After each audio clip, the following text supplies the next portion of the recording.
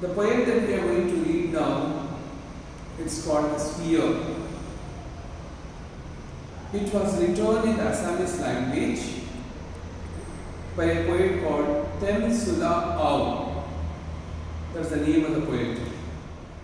Regarding the poet, we get a few details.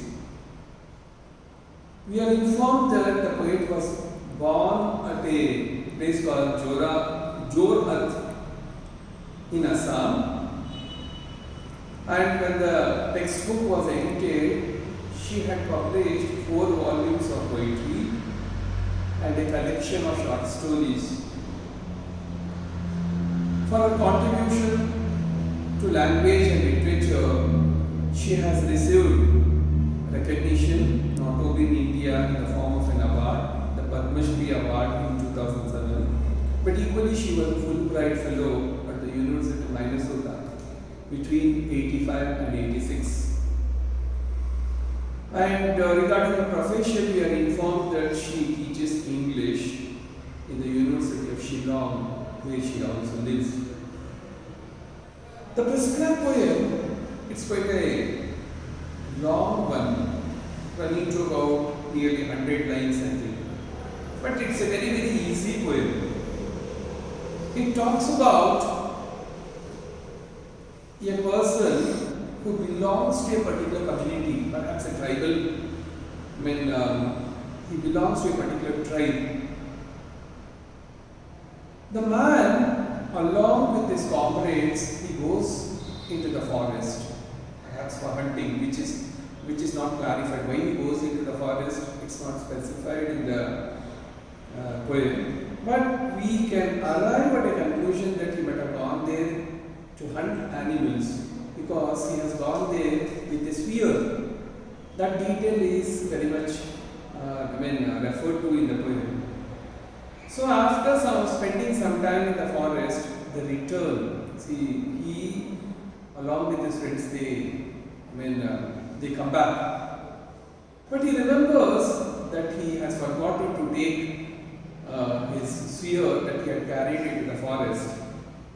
So he informs his friends to continue their journey, and he says that in the meantime he would go and procure the spear.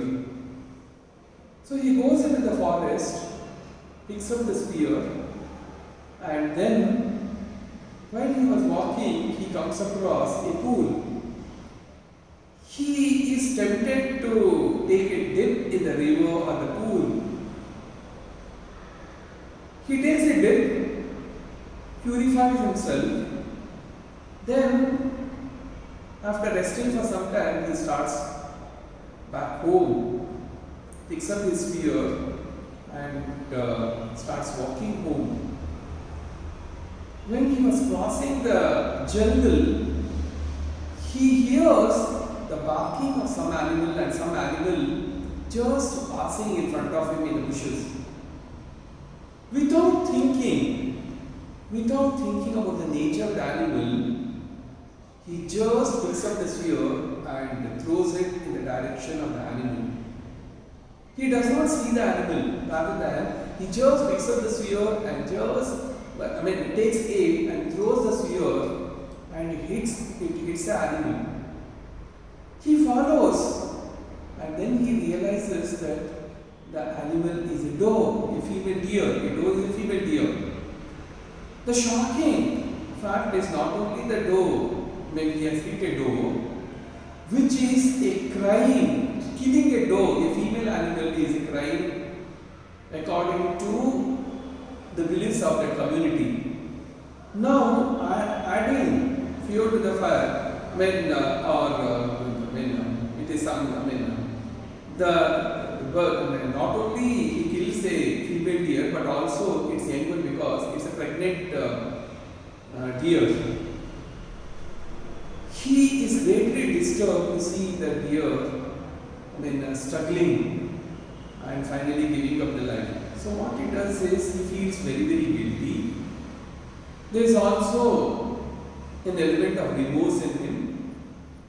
He tries to hide the crime that he has done by covering the doe with some leaves, and then he also plants some twigs around her so that other animals would not attack her.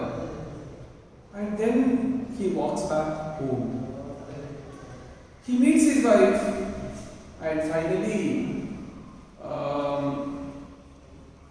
there is a reference. She receives him happily, and it just ends with a reference to it says that his wife was equally pregnant, and she receives him, and there the poem ends abruptly. So the entire poem is a narrative poem which talks about this man going into the jungle. It employs the first person narrative technique. The focus is not upon recounting the events, although there is a series of events happen in the story that the writer presents.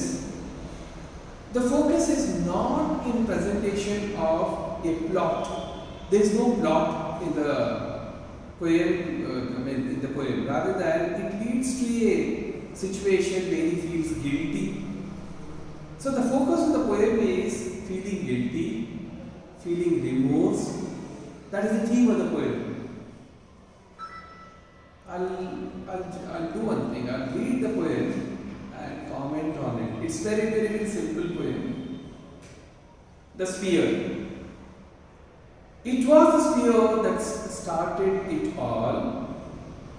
I had to go back for it to the shed in the jump. And when I regained the main path, the others were long gone. See, we are informed that the story begins with a reference to the spear. Everything started because of the spear. He had forgotten. They had gone into the forest and he had forgotten to pick it up while returning. So I had to go back for it. So he informed his comrades or friends that he would go back and pick it up and come back and join them. I had to go back for it to the shed in the gem, and when I regained the main path, the others were gone. So when he picked up the spear and came back, his friends they had already gone back. When I regained the main path, the others were long gone. At the stream, I stood hesitant on the tree trunk lying across, but its cool waters inviting, I waded in for a quick soak in its wet fold before the long trek home. So he says that I just stood, there was an attractive pool, it was very, very inviting, and I wanted to take a bath. And then after taking bath and then feeling pleasant, I wanted to once again walk back home before the long trek home. In the embrace of the soothing fluid, weariness left my tired limbs and I came out a new man. See, he took a dip in the waters. It was very, very soothing. And we are equally informed that he felt very, very fresh.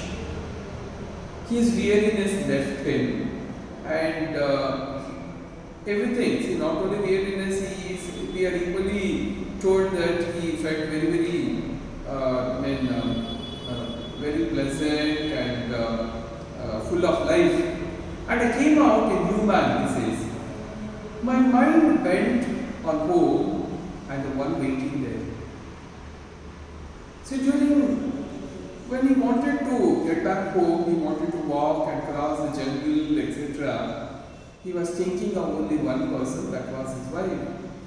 I came out a new man, my mind bent on home. That means he was anxious to reach home.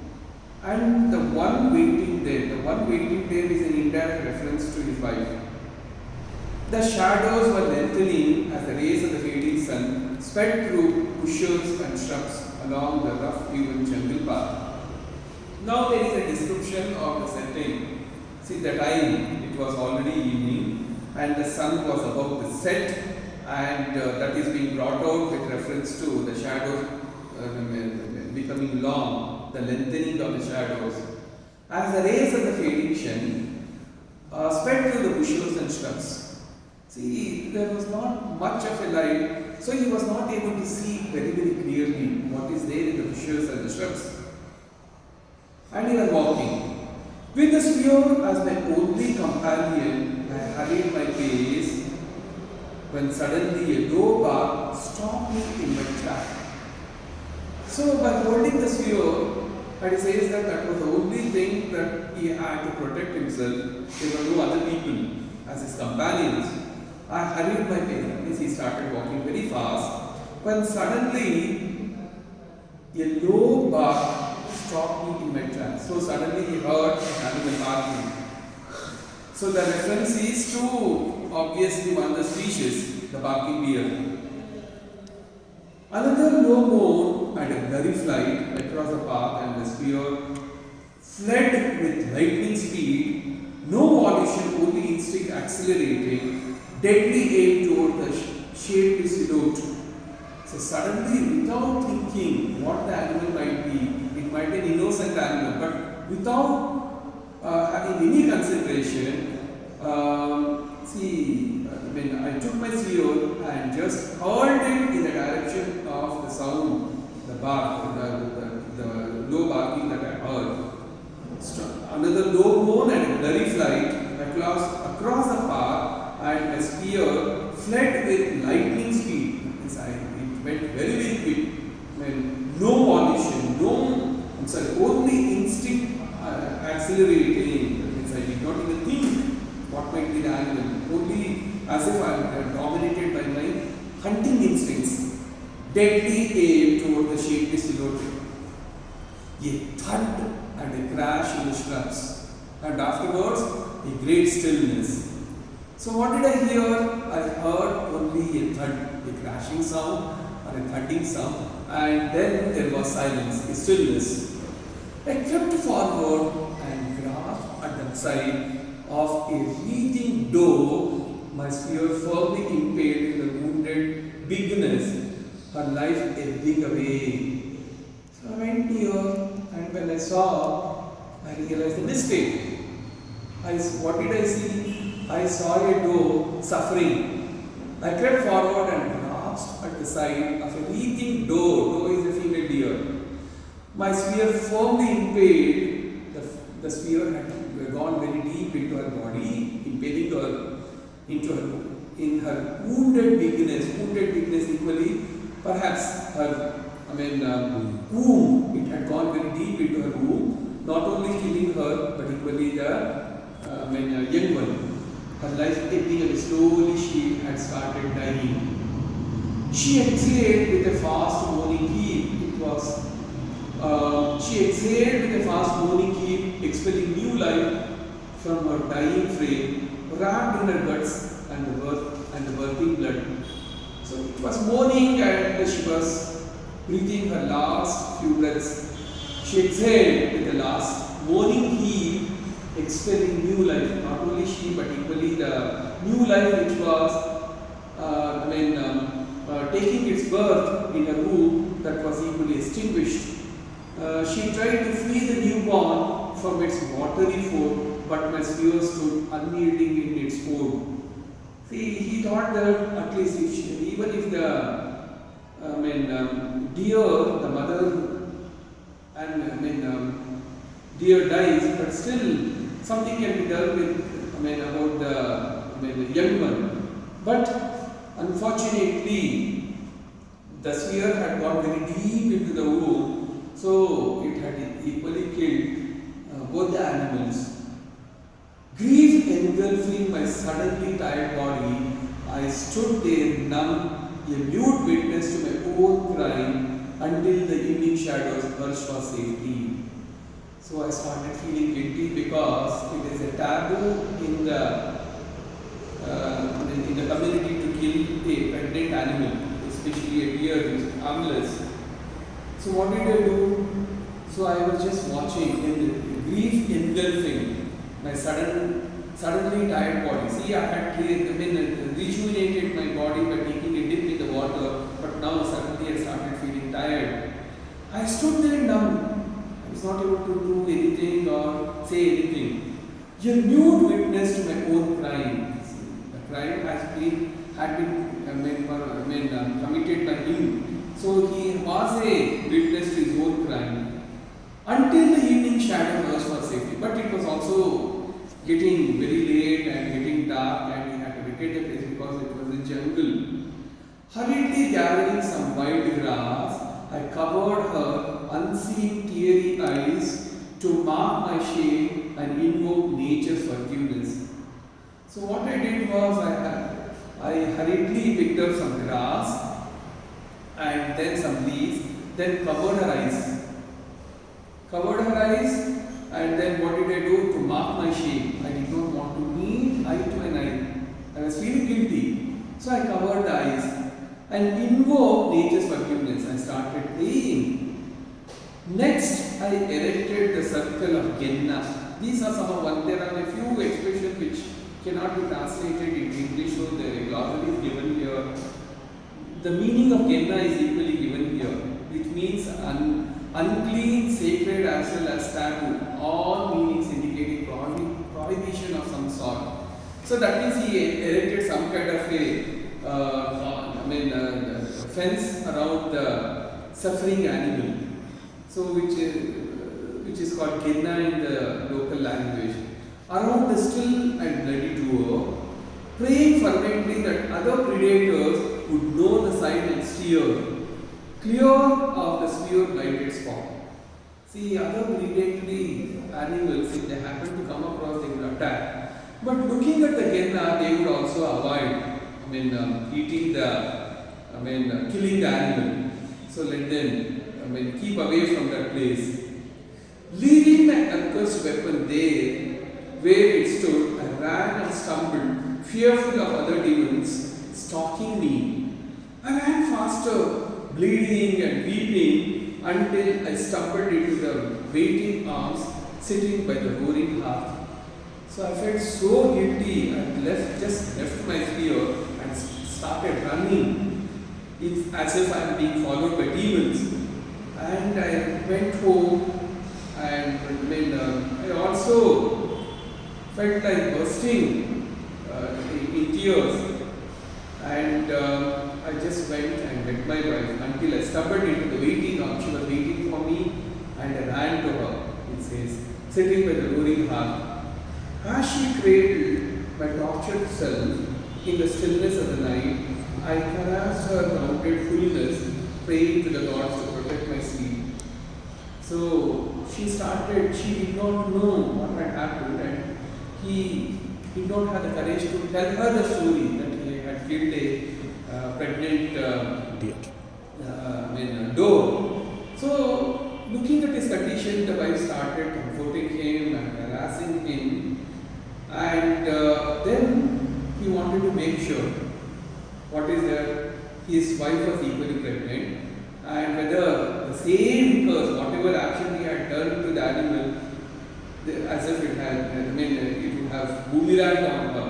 So in order to make sure whether the womb is safe, he just touched his wife's, it says that rounded fullness, means obviously he might have touched her abdomen.